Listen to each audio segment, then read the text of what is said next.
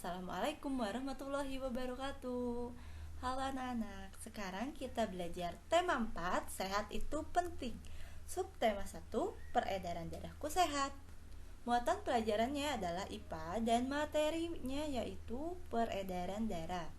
Kalian bisa melihat materinya di buku tema 4 halaman 2 atau di buku Erlangga halaman 69. Baik anak-anak, kalian simak baik-baik dan pahami materi ini. Yang pentingnya kalian catat ya. Siapkan dulu catatan dan alat tulisnya. Oke, tujuan pembelajaran kali ini adalah kalian dapat menjelaskan sistem peredaran darah pada manusia. Baik anak-anak, sebelumnya kalian sudah belajar tentang sistem pernapasan dan sistem pencernaan pada hewan dan manusia. Sekarang kalian akan belajar tentang sistem peredaran darah pada manusia. Oke, darah itu memiliki peranan yang sangat penting bagi manusia. Darah memiliki dua fungsi, yaitu yang pertama, darah mengedarkan sari-sari makanan dari hasil proses pencernaan ke seluruh tubuh. Dan yang kedua, itu darah berfungsi untuk mengedarkan oksigen dan karbon dioksida dari hasil pernapasan. Oke, kita lihat di sini organ-organ peredaran darah pada manusia. Yang pertama, jantung. Jantung itu berfungsi untuk memompa darah ke seluruh tubuh. Nah, letak jantung itu terdapat pada rongga dada sebelah kiri. Ukuran jantung orang dewasa itu sebesar kepalan tangan.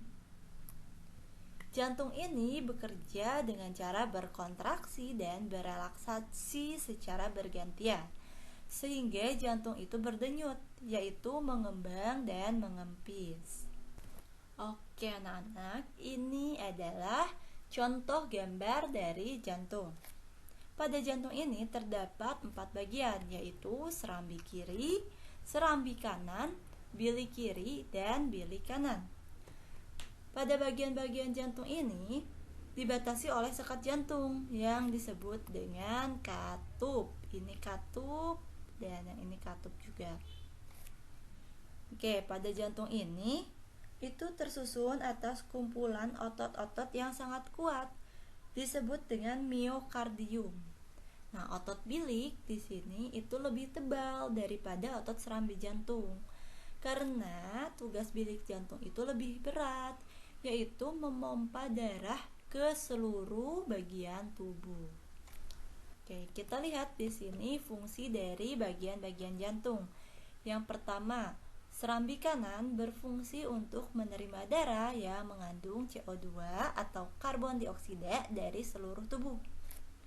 Lalu yang kedua, serambi kiri berfungsi untuk menerima darah yang mengandung oksigen dari paru-paru. Lalu fungsi dari bilik kanan adalah memompa darah yang mengandung karbon dioksida ke paru-paru. Dan yang terakhir, fungsi dari bilik kiri yaitu memompa darah yang mengandung oksigen ke seluruh tubuh. Oke, sekarang organ peredaran darah yang kedua yaitu pembuluh darah. Pembuluh darah adalah saluran tempat mengalirnya darah dari jantung ke seluruh tubuh atau dari seluruh tubuh ke jantung. Nah, pembuluh darah ini terdapat atau terdiri atas 2 jenis, yaitu pembuluh darah nadi dan pembuluh darah balik. Yang pertama, pembuluh darah nadi biasa disebut dengan arteri, berfungsi untuk membawa darah yang berisi oksigen dari jantung ke seluruh tubuh. Pembuluh nadi yang paling besar disebut dengan aorta. Lalu pembuluh darah yang kedua yaitu pembuluh balik atau vena. Vena berfungsi membawa darah yang mengandung karbon dioksida atau CO2 dari seluruh tubuh menuju ke jantung. Nah, arteri dan vena ini bercabang-cabang. Ujung cabangnya itu yang pembuluh darah terkecil disebut dengan pembuluh kapiler. Nah, ini adalah contoh pembuluh darah pada manusia. Baik anak-anak, sekarang kita lihat sistem peredaran darah pada manusia.